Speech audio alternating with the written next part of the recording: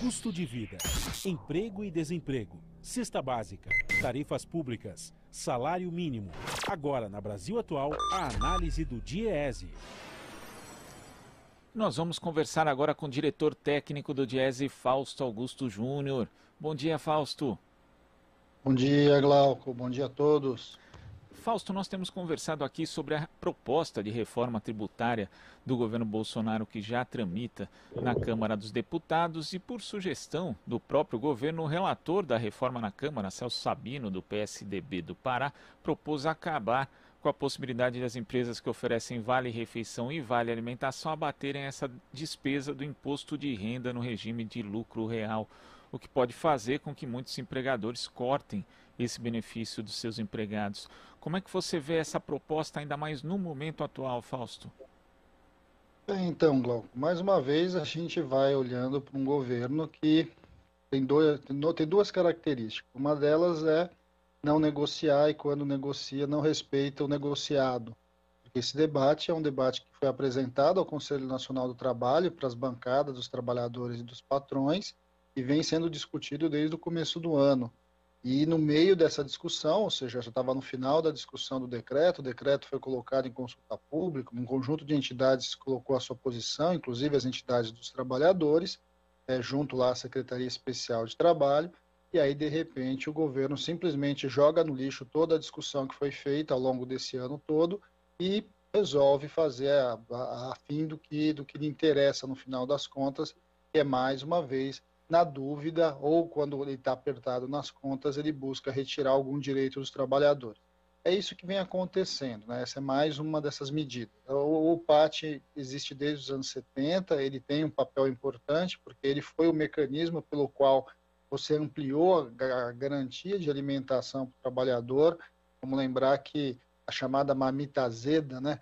Ela começa a ser abolida na nossa realidade, pelo menos, principalmente para os trabalhadores formais, a partir da criação do PAT, em que as empresas passam a ter ou o refeitório, ou elas passam a conceder algum tipo de vale-refeição, enfim, para o trabalhador buscar esse benefício, essa alimentação em algum outro espaço. É bom lembrar que o PAT é uma grande estrutura, ele envolve bares, restaurantes, ele tem a ver com o sistema de fiscalização para ver se aquela alimentação que aceita aquele vale-refeição, aquele ticket, ele está sendo bem cuidado, enfim, tem toda uma estrutura que foi construída ao longo desses mais de 30 anos, nessa discussão aí sobre como você garante uma alimentação mínima para o trabalhador. É claro que a gente sabe que no Brasil esse é um debate importante, porque no Brasil os salários são muito baixos, e aí você precisa garantir nem que seja o mínimo aí para o trabalhador ter. Mas o que mais surpreende, de novo, é você fazer uma discussão num espaço e, de repente, simplesmente ali numa tacada só, você acaba com o benefício, e ao acabar com o benefício, você coloca em xeque, sim, todo esse programa.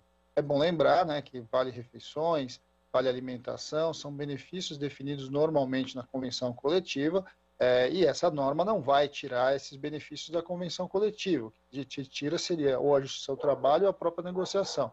Porém, é óbvio que as empresas que tinham lá algum incentivo para colocar esse benefício vão acabar certamente não colocando, e isso vai depender exclusivamente aí do poder de barganha dos trabalhadores junto às empresas, e num momento de bastante dificuldade, um momento que a taxa de desemprego é muito alta de um lado e que de outro lado você vê cotidianamente um processo aí de ataque ao direito do conjunto dos trabalhadores. Algumas categorias até conseguem, né, assegurar esse benefício por meio de convenções de negociações coletivas, mas as que têm menos poder de barganha vão ficar totalmente desprotegidas. Isso levando-se em conta que nós já somos um mercado de trabalho dominado pela informalidade, Fausto. Sim, acho que essa é uma outra característica. Mas, na verdade, essa é a proposta do atual governo, né, Glauco? A proposta do atual governo é cada vez mais aproximar os trabalhadores formais dos trabalhadores informais. Só que é o contrário, né? Toda a luta nossa da classe trabalhadora tem sido de você buscar elevar os padrões de direito, de qualidade de vida e de remuneração para os informais, e agora o que a gente está vendo é um processo de descida, de retirada dos direitos, de flexibilização, e no limite aí você vai caminhar cada vez mais para um trabalhador formal que é muito próximo ali do ponto de vista de direitos do trabalhador informal. Vamos lembrar que a carteira verde e amarela, que é uma das propostas que ainda o governo insiste em colocar em votação, em discussão, tem um pouco essa sinalização. E no meio de tudo isso, a gente sabe o que está por trás. Tem um processo aí também de privatização da Previdência, que eles insistem e já não abandonaram, né? E essa discussão, por exemplo, essa própria discussão aí do Vale Alimentação, ela tem alguma relação com essa discussão, inclusive, de não considerar, né, esse tipo de benefício como verba trabalhista, então não incide remuneração, não incide encargos previdenciários sobre ele. Então, quando a gente olha para esse cenário, a gente vai vendo que o governo continua indo numa direção que é de retirada de direito, de colocar simplesmente o trabalhador ali à disposição das empresas como mercadoria barata, e de alguma forma é isso que a gente vai vendo, e o pior de tudo, né, vai encontrando ali amparo junto ao Congresso Nacional. É bom lembrar, viu, Glauco, também, que neste caso, inclusive, né, pensando em reforma tributária, tudo que a gente vem defendendo é que os mais ricos paguem impostos e os mais pobres, né, passam a pagar menos impostos. Essa é a grande discussão que o Brasil precisa fazer. E o que a gente vai vendo é que quando a coisa aperta, quando aparece uma proposta ali que vai desonerar empresas e etc., eles vão de novo tirar o benefício do lado do trabalhador. Ou seja, né, na dúvida, você cobra mais impostos dos mais pobres, você tira benefícios dos mais pobres para colocar na mão dos mais ricos, para colocar na mão das empresas, para colocar na mão daqueles que historicamente já pagam muito pouco imposto no país. Isso é um pouco a sinalização que o atual governo dá do tipo de reforma tributária que ele vem defendendo, vem construindo, e que no fundo, por mais que ele diga o oposto disso, ou tenta argumentar, ele caminha numa visão liberal de concentração de renda, de retirada de direitos, de enfraquecimento da luta dos trabalhadores, no final das contas, aí, mais uma vez, o chamado Brasil dos 30%. Né?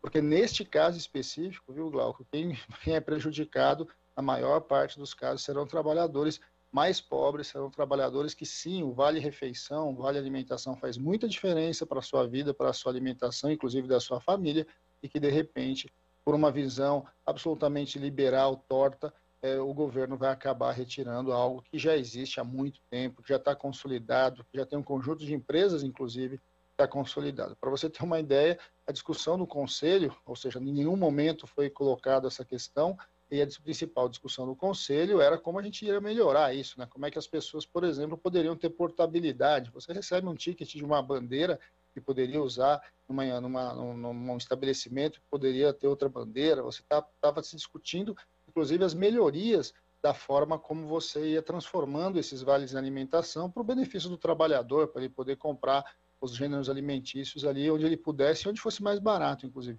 Isso tudo foi jogado no lixo com essa atual proposta aí do Ministério da Economia, que vai agora, que está em debate ali no Congresso Nacional. E vamos lembrar, né?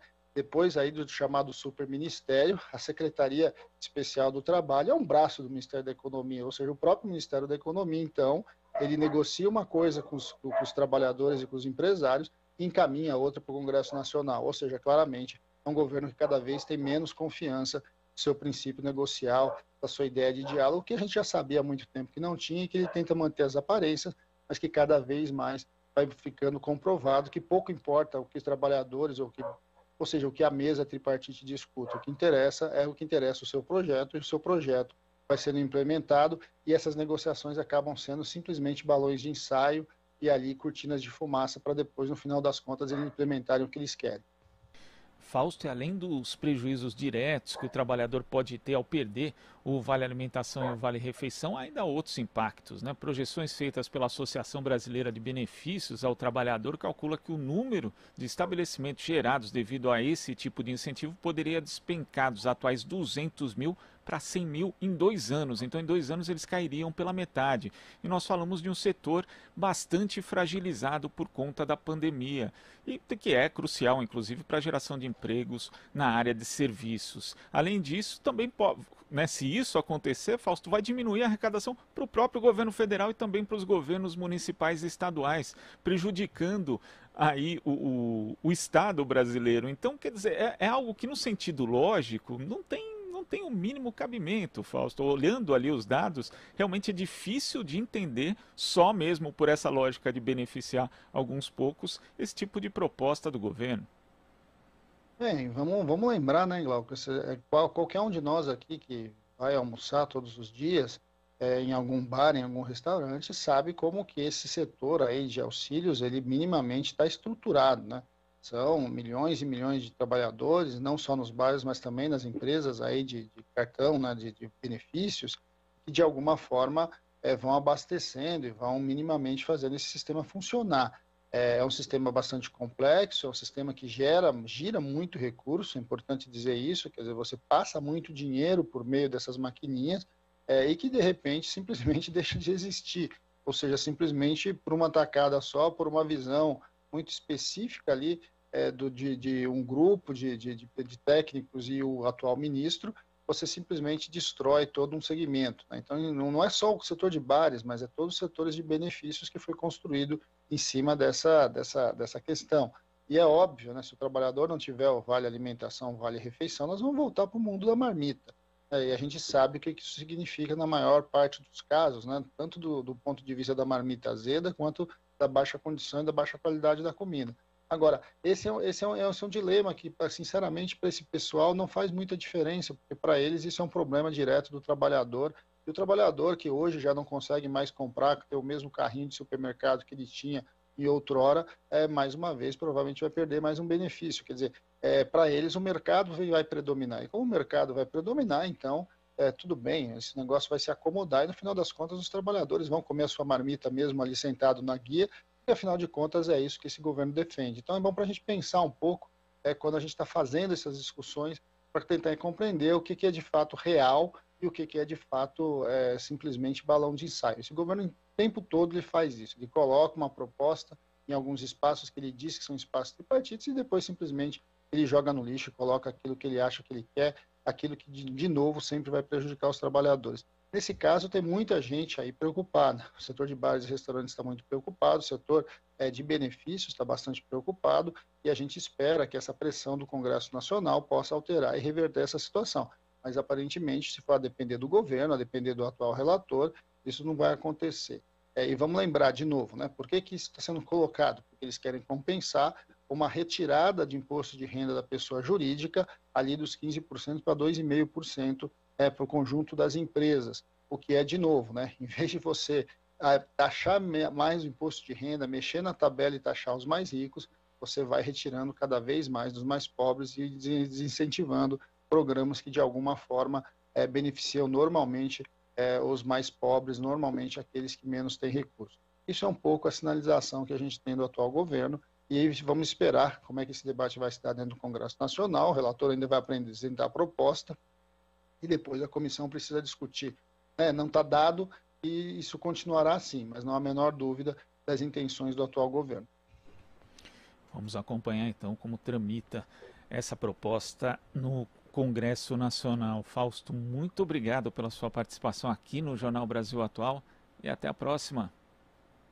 Bom dia a todos novamente, Glauco. E a gente se vê daqui 15 dias, a gente ainda vai entrar naquele período de férias, né? Aquele período que todo trabalhador tem o seu direito. A gente volta aqui daqui 15 dias a conversar com vocês, mas outros técnicos passarão aí pelo programa, conversando um pouquinho sobre as questões importantes para o mundo do trabalhador e o trabalho do DIEESE, né? De novo, então, boa noite, bom dia. Descanso mais que merecido, Fausto. Boas férias para você. Conversamos aqui com o diretor técnico do DIEESE, Fausto Augusto Júnior.